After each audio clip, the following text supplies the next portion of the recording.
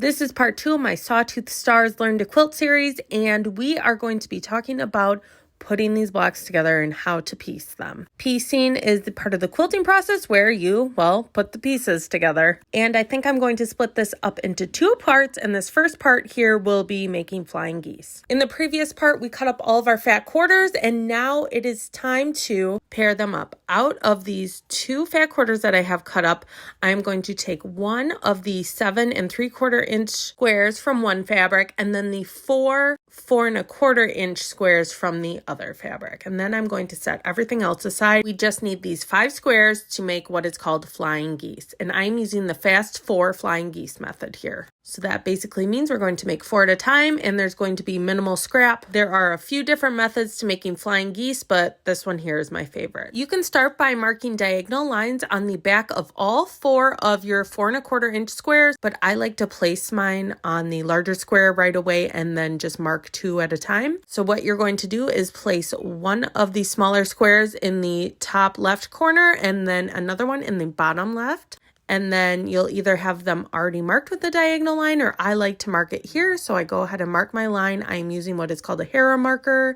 It does not leave any marks that need to be washed out. Once I have these 2 smaller squares marked and placed on the larger square, I will pin these in place, and then we're going to sew a 1/4 inch on both sides of the marked line. So you will have 2 long stitch lines going from one corner to the other. So in this case, the top left corner down to the bottom right corner. It is always helpful to pin these in place so that they don't shift during the sewing process. I like to skip pins whenever possible, but this is just one of those things I do not skip pinning on. Once you've sewn those 2 lines, this is what it should look like. I apologize, it's kind of hard to see because I used white thread, but I sewed a 1/4 inch on both sides of the marked line, and then I'm going to cut where that marked line was. So this should be right in between your 2 stitch lines, and I just used a ruler and a rotary cutter here, and then you should have 2 pieces. And before we go to the next step, you are going to want to press these. I do it like this, so I go ahead and press towards the 2 smaller triangles so that my seam will be pressed down this way. And you'll want to do this with both pieces, and then we're going to take those last 2 4 1/4 inch squares and do the same exact thing now with these smaller pieces. So you're going to want to have the marked lines on the 2 squares, and then go ahead and place them in the corner of the previous made piece on the background fabric. So that should look like this, and then we are going to pin it down, do the same exact thing. So a 1/4 inch away on both sides of that marked line, and do this with both pieces. Again, here's what that kind of looks like, and you can see it a little better in this shot here.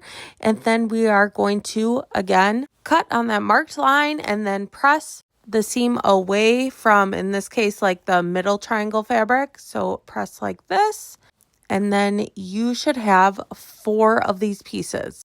Once you have all 4 pressed, you're going to want to trim them down. I love the fast 4 flying geese method because, it's fast. You get 4 at a time, but it is probably the least accurate. And that is why we made these with a little room to trim them down to make them even.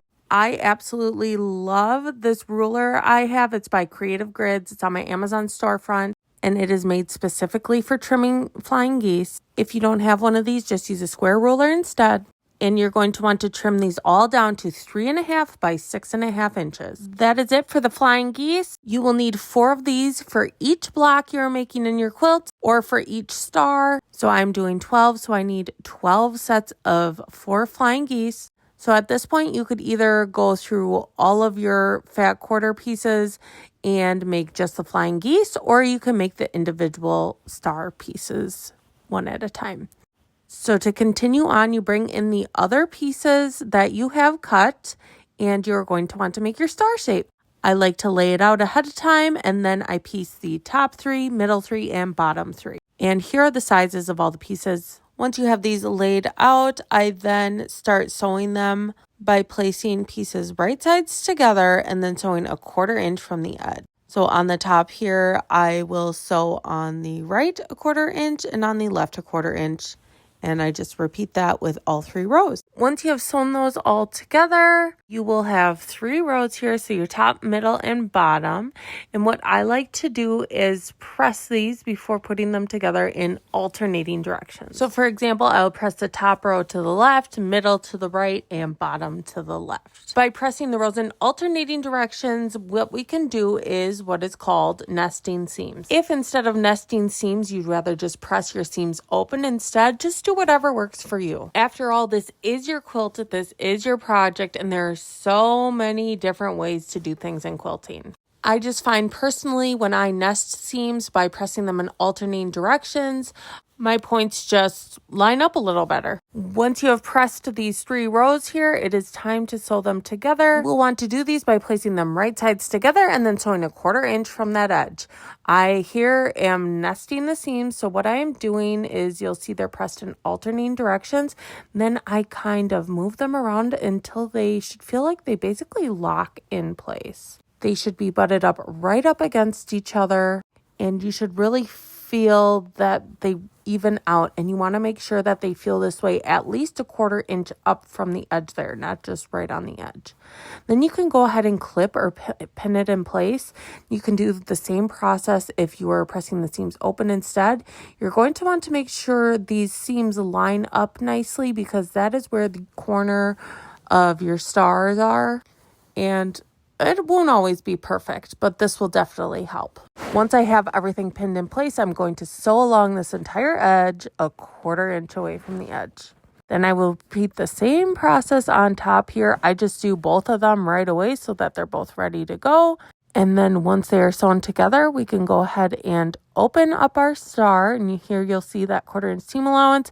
I did do a little back stitch at the front and beginning. And here's a sawtooth star. You can go ahead and press the seam open in the back. I like to press open at this point to reduce bulk.